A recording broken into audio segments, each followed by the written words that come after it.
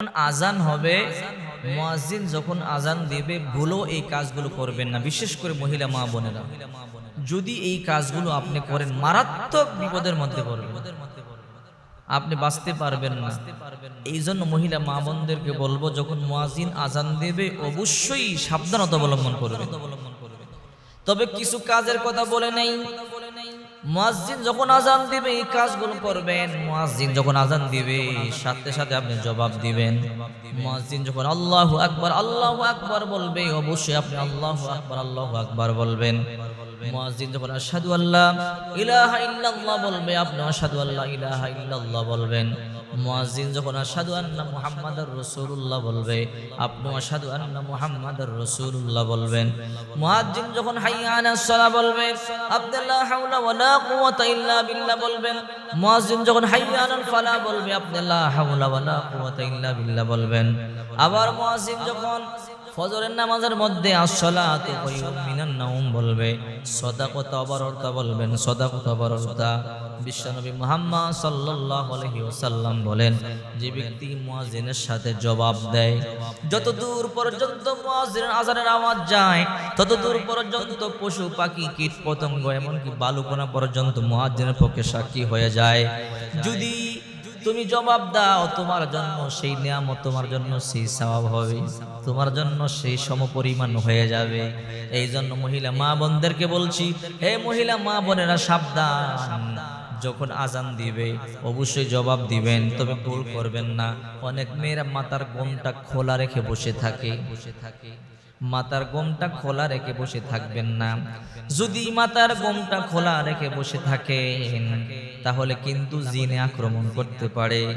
আবার এক সময় মহিলাদেরকে দেখা যায় একা একা নির্জনে বসে থাকে। আজান যখন দিবে একা একা নির্জনের মধ্যে বসে থাকবেন না, কারণ ওই সময় জিনেরা দৌড়াদৌড়ি করে। আজানের সময় জিনেরা দৌড়াদৌড়ি করে, জিনদেরকে ছেড়ে দেওয়া হয়, দৌড়াদৌড়ি করে। যদি মহিলা মা বোনেরা গোমটা খোলা অবস্থায়, মাথার গোমটা খোলা অবস্থায় থাকেন, জিনা আক্রমণ করতে পারে, জিনা আক্রান্ত করতে পারে। এই জন্য বিশ্বনবী মুহাম্মদ সাল্লাল্লাহু আলাইহি ওয়াসাল্লাম বলেছেন, সাবধান সাবধান, তোমরা ওই সময় কখনো এইভাবে থাকবে না। এবার আল্লাহর হাবিব বিশ্বনবী মুহাম্মদ সাল্লাল্লাহু আলাইহি ওয়াসাল্লাম বলেছেন, যখন আজান হয় আজানের পরে তোমরা দোয়া পড়বে, আল্লাহুম্মা রাব্বাতিদ দাওয়াতিত তাম্মা ওয়াস সালাতিল কায়িমা আতি মুহাম্মাদানিল ওয়াসিলাতা ওয়াল ফাদিলা ওয়া বা'আথহু মাকামান মাহমুদান আল্লাযী ওয়া'আদতা ইন্নাকা লা তুখলিফুল মিআদ। আল্লাহর হাবিব বিশ্বনবী মুহাম্মদ সাল্লাল্লাহু আলাইহি ওয়াসাল্লাম বলেছেন, আজানের পরে যদি তোমরা দোয়া দুরূদ শরীফ পাঠ করো, দোয়া পড়ো, আমি বিশ্বনবী মুহাম্মদ সাল্লাল্লাহু আলাইহি ওয়াসাল্লাম সুপারিশ করব, কিয়ামতের ময়দানে সুপারিশ করব।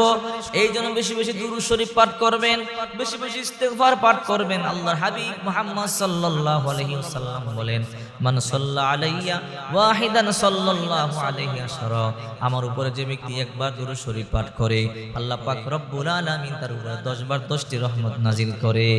একবার দুরূদ পাঠ করলে 10 বার রহমত নাজিল হয়।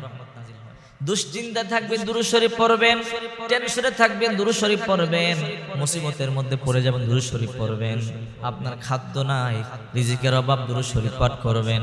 আল্লাহ হাবিব মুহাম্মদ সাল্লাল্লাহু আলাইহি ওয়াসাল্লাম বলেছেন, তোমার যে প্রয়োজনে দুরূদ শরীফ পাঠ করবে, দুরূদ পাঠ করে আল্লাহর দরবারে দোয়া করবে, আল্লাহ অবশ্যই দোয়া মঞ্জুর করবে।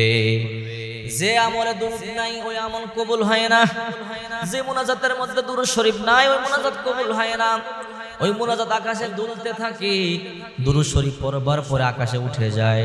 এই জন্য আল্লাহর হাবিব মুহাম্মদ সাল্লাল্লাহু আলাইহি ওয়াসাল্লাম বলেন, তোমরা দুরূদ শরীফ বেশি বেশি পড়ো, যত বেশি দুরূদ পড়বে আল্লাহ তাআলা তত বেশি রহমত নাজিল করবে। এই জন্য বেশি বেশি দুরূদ পড়বেন। মা বোনদেরকে বলছি এই কাজগুলো করবেন না। আজান যখন দিবে গোমটা খোলা রাখবেন না, মাথার গোমটা খুললে শয়তান আক্রমণ করতে পারে। একা একা নির্জনে বসে থাকবেন না, শয়তান আক্রমণ করতে পারে। আজান দিলে, মাগরিবের আজান দিলে বাচ্চাদেরকে বাইরে রাখবেন না, ঘরে ঢুকাইয়া দরজা বন্ধ করে ফেলবেন। বসে বসে আজানের জবাব দিবেন, আল্লাহ আপনার ঘরে বরকত দিবে, আপনার উপরে খাস রহমত বর্ষণ করবে। আমল নাই শান্তি নাই, আমল আছে